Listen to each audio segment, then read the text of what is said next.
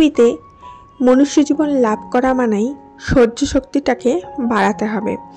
যে যে যে তার নিজের সহ্য শক্তিটাকে যতটা বাড়াতে পারবে সেই জীবনে ভালো থাকতে পারবে। এটা আমি বলছি না, বড় বড় মহৎ গুরুরা বলছেন।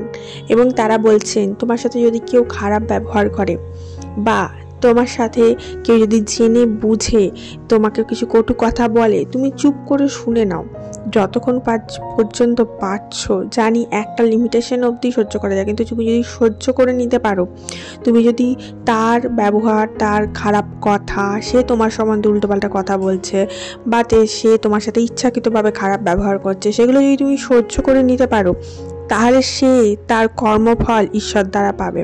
কারণ ঈশ্বর আছে যে দেখছে তার কর্মফলটা, এবং তুমি যে সহ্য করে নিচ্ছ সেটার ফলে তার যে কি পরিমাণ অভিশাপ লাগছে, সেটার অভিশাপের ফল সে তার ইহজন্মেই ভোগ করবে।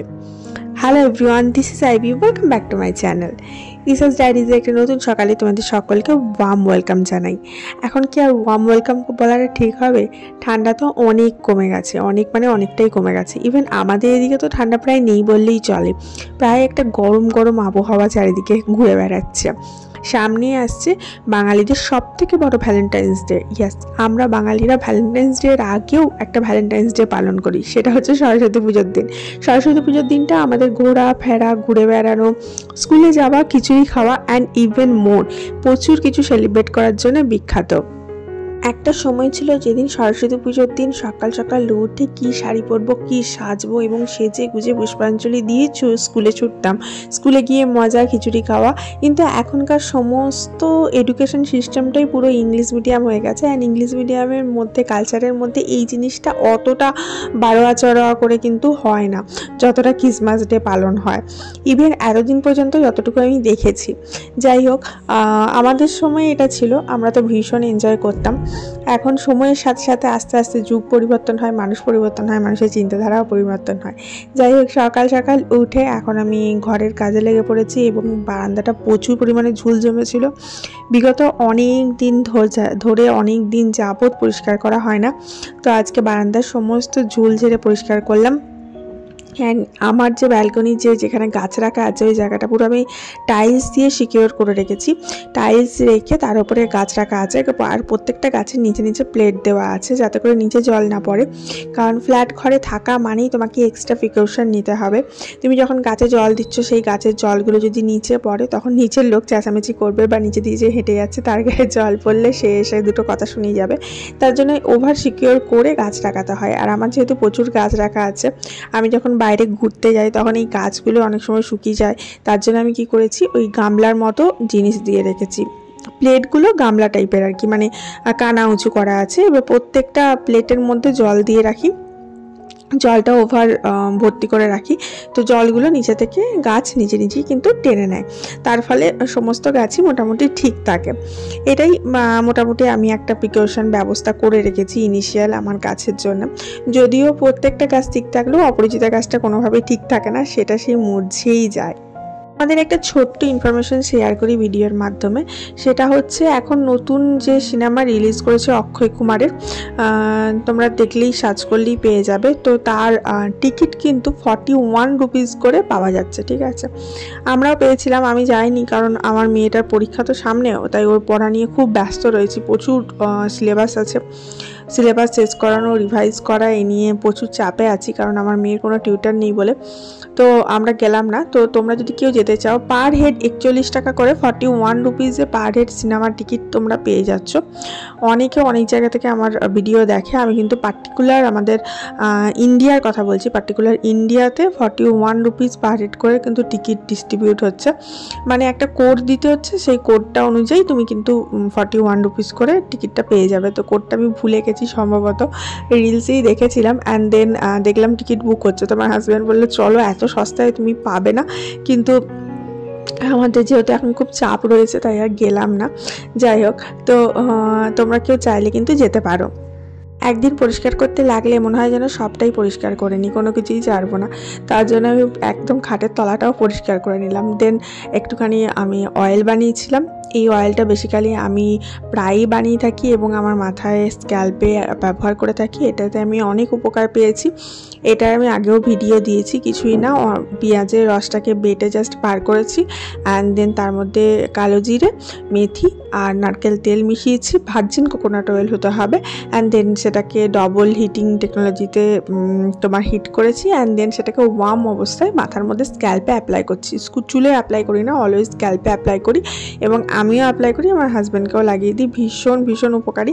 তোমাদের যাবতীয় চুলের বা স্ক্যাল্পের প্রবলেম থাকলে তোমরা এটা অ্যাপ্লাই করে দেখতে পারো, কিন্তু 110% উপকার পাবেই পাবে।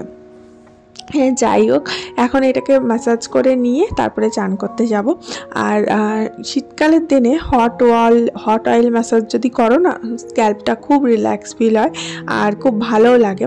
আর শ্যাম্পু করার পর তো চুলটা এমনি তুমি হাত দিয়ে বুঝতেই পারবে কতটা সফট আর শাইনি হয়ে গেছে, যার জন্য সারাটা দিন ভালো লাগে। মানে তোমার অঙ্গের কোনো জিনিস যদি ভালো থাকে, স্কিন বলো, ফেস বলো, হেয়ার বলো, যদি ভালো হয় না, দেখবে মনটা এমনিই ভালো হয়ে যায়।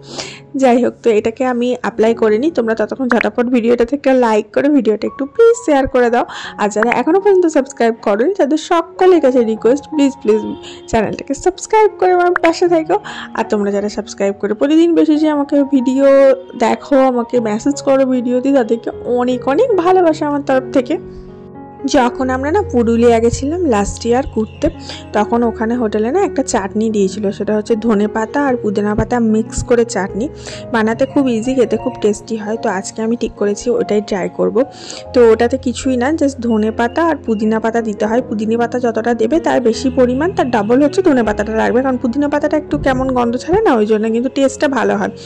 আর তার সাথে কাঁচা লঙ্কা যাবে, গোলমরিচ যাবে, লবণ যাবে, চিনি যাবে, আর অনেকে রসুন দেয়, আমি রসুন দিইনি, অল্প একটু আদা দিয়েছিলাম বাস। আর সেটাকে মিক্সিতে পেস্ট করে ঘুরিয়ে নিয়েছিলাম। অ্যান্ড নামানোর পর তার মধ্যে লেবুর রস দিতে হবে নিগড়ে বেশ খানিকটা, আর একটু কাঁচা সর্ষের তেল দিতে হবে। এত দুর্ধর্ষ খেতে এই চাটনিটা। এটা তুমি রুটি, পরোটা, ভাত, ইভেন তুমি শুধুই খেতে পারবে। ইভেন কোনো রকম পকোড়া, মোমো বা সিঙ্গাড়া, এই সমস্ত তেলে ভাজার সাথেও খেতে পারবে। এত টেস্টি হয়েছিল। তোমরা চাইলে এটা করতে পারো। অনেক সময় অনেকের মুখের স্বাদ ফেরাবার জন্যও কিন্তু এই চাটনিটা খুব ইফেক্টিভ আর কি।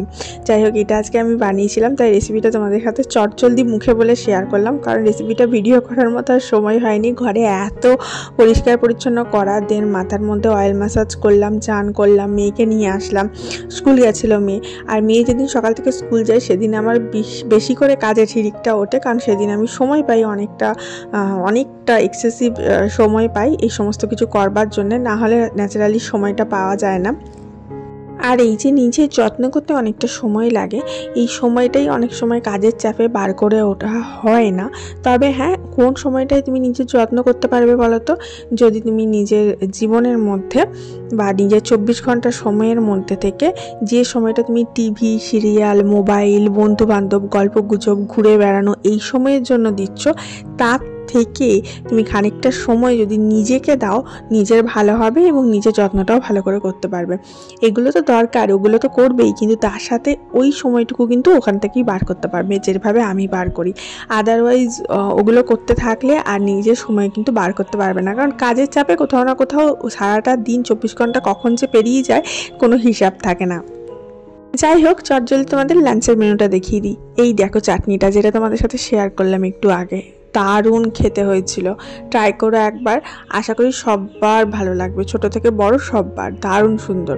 আর তার সাথে গতকালের একটু ডাল ছিল পেঁপে দিয়ে করা, ওই ডালটা একটুখানি গরম করে নিয়েছিলাম, একটু আলু মাখা করেছিলাম, সঙ্গে গন্ধরাজ লেবু ছিল, মাই অলওয়েজ ফেভারিট, অ্যান্ড তার সাথে একটু মাংস ছিল। বাস এই দিয়ে আমাদের আজকাল লাঞ্চটা কমপ্লিট করলাম। আর এই হলো আজকের আমার ছোটোখাটো একটা ব্লগ। আশা করি সবার ভালো লাগবে। ভালো লাগলে লাইক, শেয়ার, কমেন্ট করতে ভুলো না। আর অবশ্যই সবাই ভালো থেকো, সুস্থ থেকো, অনেক হ্যাপি থেকো, আর নিজের পরিবারকে সেফ রেখো। আর চলো আমি এখন লাঞ্চটা করে নিই, আর তোমরা ভিডিওটা দেখে তোমাদেরও খাওয়া দাওয়া কিছু পড়ে থাকলে সেটা করে নাও, এবং ওভারঅল নিজেকে একটু সময় দিতে শেখো। নিজেকে সময় দিলে নিজে ভালো থাকবে, নিজের মন খুশি থাকবে এবং সবাইকে ভালো রাখতে পারবে। টাটা, বাই বাই, দেখা হচ্ছে কালকে। Love you all.